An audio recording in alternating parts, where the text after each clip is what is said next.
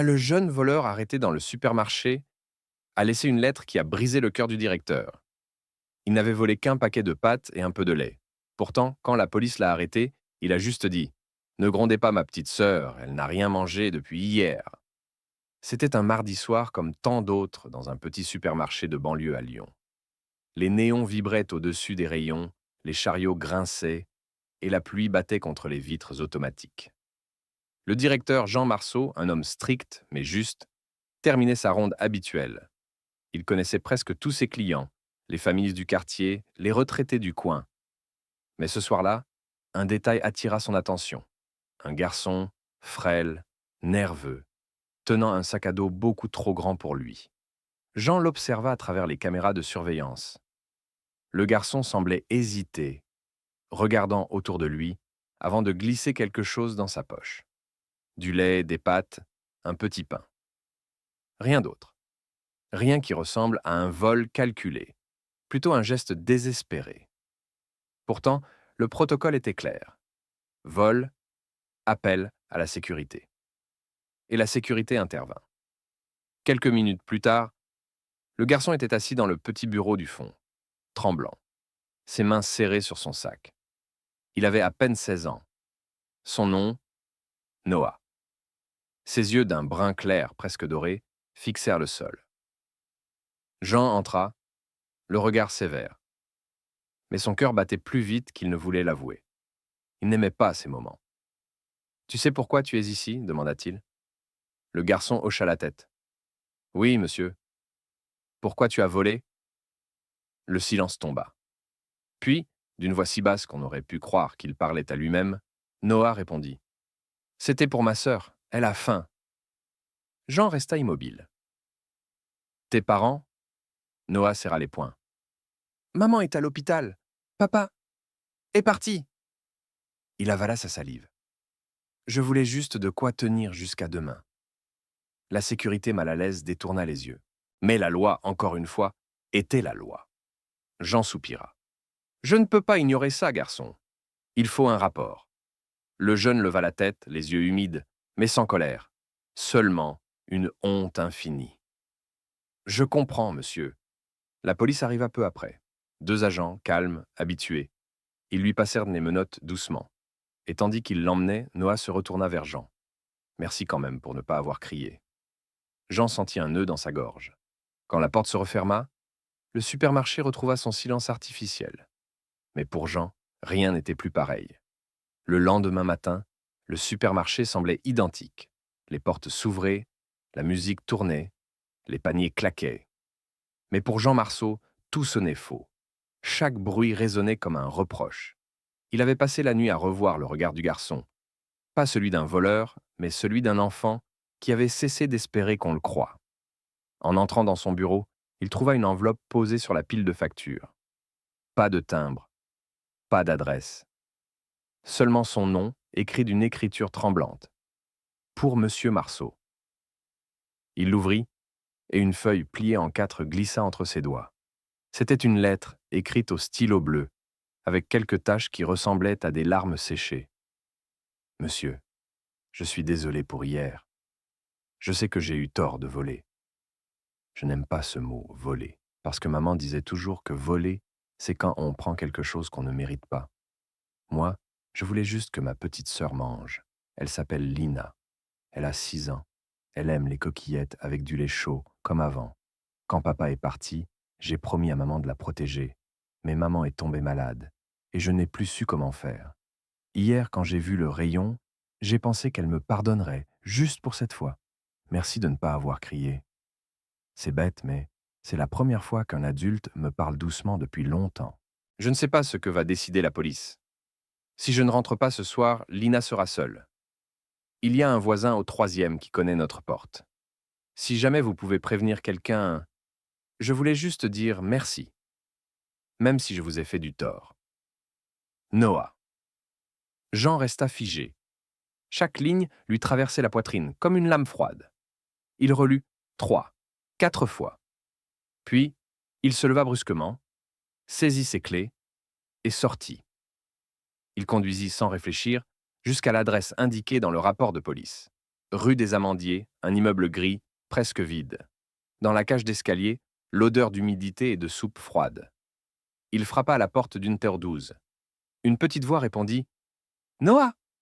Quand la porte s'ouvrit, une fillette apparut, les cheveux emmêlés, un pull trop grand. Ses yeux bleus, immenses, fixaient l'homme en costume. « Tu es Lina ?» demanda-t-il doucement. Elle hocha la tête. « Noah est parti hier. Il m'a dit qu'il revenait avec le dîner. » Jean sentit son cœur se briser.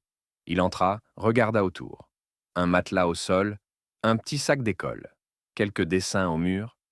Sur la table, 2 assiettes vides et une photo d'un garçon tenant la main d'une femme malade. Il s'agenouilla. « Ton frère va revenir, d'accord ?» murmura-t-il, même s'il n'en était pas sûr. Lina le regarda avec un mélange de peur et d'espoir. « Vous êtes de la police ?»« Non, je suis celui qui a crié sur ton frère. Et je veux réparer ça. » Il sortit son téléphone, appela tous les numéros qu'il pouvait trouver. Commissariat, service social, tribunal pour mineurs. Chaque appel était une course contre le temps. Le soir même, il obtint enfin la permission de voir Noah. Dans la petite salle d'attente du centre de détention, le garçon entra, menotté, tête baissée. Jean se leva. Leurs regards se croisèrent. Pas un mot pendant de longues secondes. « Pourquoi t'as fait ça, Noah ?» demanda Jean, la voix brisée. « Je vous l'ai dit, pour Lina. » Il ajouta après un silence. « Vous savez, quand on a faim, on ne pense plus à la honte. On pense juste au ventre de sa sœur, qui fait du bruit. » Jean baissa les yeux. Les mots manquaient. Il posa un petit sac sur la table. Du pain, des fruits, du lait. « C'est pour quand tu sortiras, et je m'occuperai d'elle. Promis. » Le garçon releva la tête. Pour la première fois, un sourire fragile éclaira son visage. « Merci, monsieur. » Cette nuit-là, Jean ne rentra pas chez lui. Il resta devant le supermarché fermé, les néons éteints, repensant à cette lettre et à la phrase de la fin. « Merci de ne pas avoir crié. » Il comprit alors qu'il y a des fautes que la loi punit, mais que seul le cœur peut vraiment juger. Quelques jours plus tard, un vent froid balayait les rues de Lyon. Les vitrines brillaient déjà pour Noël, mais dans le cœur de Jean Marceau, il n'y avait ni fête, ni lumière. Depuis la visite au centre, il n'avait qu'une idée en tête: tenir sa promesse. Il avait appelé les services de sociaux, signé des papiers, rempli des dossiers. Et un matin, enfin, on l'autorisa à aller chercher Lina. Temporairement, disait-on. Mais pour Jean, il n'y avait rien de temporaire dans ce qu'il ressentait. Quand la fillette sortit de l'immeuble, serrant sa petite peluche contre elle, elle leva les yeux vers lui. « Noah va venir ?» demanda-t-elle d'une voix douce. Jean sourit tristement. « Pas encore, mais bientôt. Et en attendant, tu viens à la maison, d'accord ?»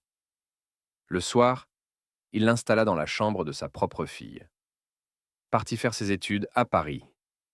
Une couette rose, un vieux ours en peluche, et sur la table de nuit, un verre de lait chaud. Lina s'endormit presque aussitôt, rassurée. Jean resta sur le seuil, les bras croisés, le regard perdu. Il se sentait coupable et sauvé tout à la fois. Le lendemain, il retourna au supermarché.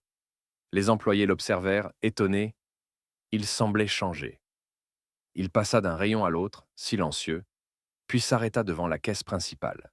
Il décrocha le micro du magasin et dit simplement: « À partir d'aujourd'hui, tout enfant qui a faim pourra venir ici et demander à manger. Sans honte, sans police, sans peur. » Les clients se figèrent. Un silence, puis des applaudissements timides. Et peu à peu, ce qui n'était qu'un geste devint un mouvement. Chaque semaine, le supermarché mit de côté des produits pour les familles en difficulté. Les habitants du quartier commencèrent à aider, à apporter du pain, du lait, des fruits. Ils appelaient cela le panier de Noah. Pendant ce temps, le jeune garçon fut libéré sous condition. Jean était là, à la sortie du centre. Noah portait le même sac, un peu plus vide, un peu plus lourd aussi. Quand il aperçut Lina dans la voiture, il s'arrêta net. Elle courut vers lui et l'enlaça sans un mot. Il leva ensuite les yeux vers Jean. « Vous avez vraiment pris soin d'elle ?»« Non, » répondit Jean avec un sourire fatigué. « C'est elle qui a pris soin de moi. » Les mois passèrent. Noah reprit le lycée avec un petit job dans l'épicerie de Jean. Chaque matin, il remplissait les rayons, saluait les clients, aidait les plus âgés à porter leurs sacs. Il travaillait en silence, mais dans ses yeux, il y avait désormais quelque chose que la pauvreté ne pouvait plus effacer, la dignité. Un an plus tard, un journaliste local fit un article sur eux. L'ancien voleur et le directeur du supermarché créent un programme alimentaire pour enfants défavorisés. La photo montrait Noah, Lina et Jean devant le magasin, souriants. Le soir même, alors que la pluie recommençait à tomber sur la ville, Jean ferma le magasin, alluma une seule lumière et sortit d'un tiroir un vieux papier plié, la lettre de Noah. Il la relut lentement, les mots tremblant entre ses doigts. Puis, il ajouta à la fin, d'une écriture posée, « Tu n'étais pas un voleur, Noah. Tu étais juste un frère. Et c'est moi qui ai volé ce jour-là. Ta confiance en la bonté des adultes. Merci de m'avoir appris à la retrouver. » Il reposa la lettre dans le tiroir, ferma la lumière et murmura. Bonne nuit, petit. Dans le noir du supermarché, le silence n'était plus celui de la culpabilité, mais de la paix. Et au loin, quelque part dans la ville, une fenêtre s'éclairait, celle de Noah et Lina riant autour d'un bol de pâtes.